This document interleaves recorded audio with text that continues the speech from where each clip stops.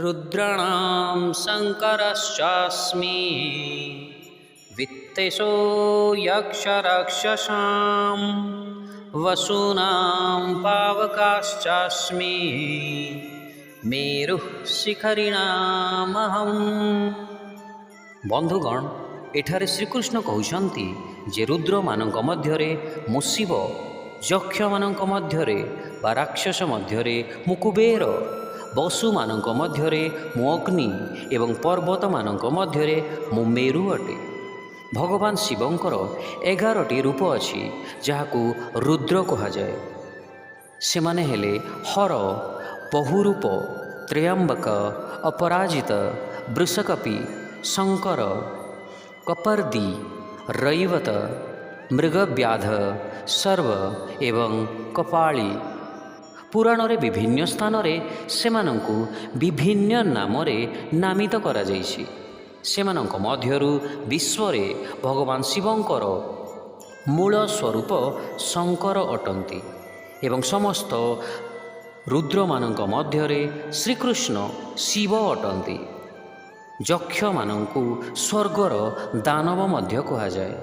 सेमाने धन अर्जन एवं जमा करिबारे अत्यंत आग्रही होइथांती। सेमानंकर मुख्य कुबेर धनर देवता अटंती एवं देवता मानंकर कोषाध्यक्ष मध्य अटंती। अतएव यक्ष बा राक्षस मानंक मध्यरे कुबेर भगवानंकर विभूतिर परिप्रकाश अटंती एवं यक्ष मध्यरे प्रभु श्रीकृष्ण कुबेर अटंती।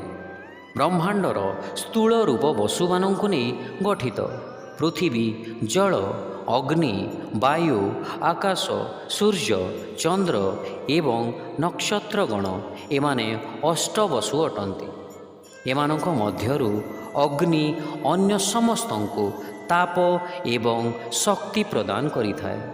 अतएव अग्नि को समस्त वसुमानंक मध्यरु प्रधान कहाजाइछि एवं श्रीकृष्णंक विशिष्ट स्वरूप अग्नि ही अटे। स्वर्गलोकर मेरु पर्वत तार खनिज संपदर प्राचुर्य पाई सुप्रसिद्ध होइथाए। यह एक अख स्वरूप जार चतुर्पार्श्वरे अनेक ग्रह नक्षत्र घूरी बुलुथांती।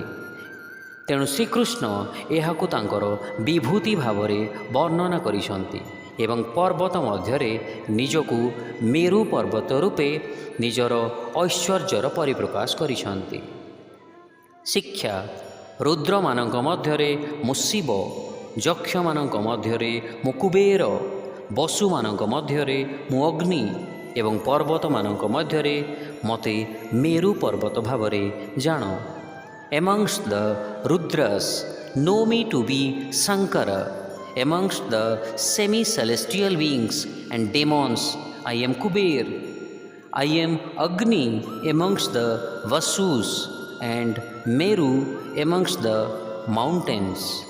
Hare Krishna.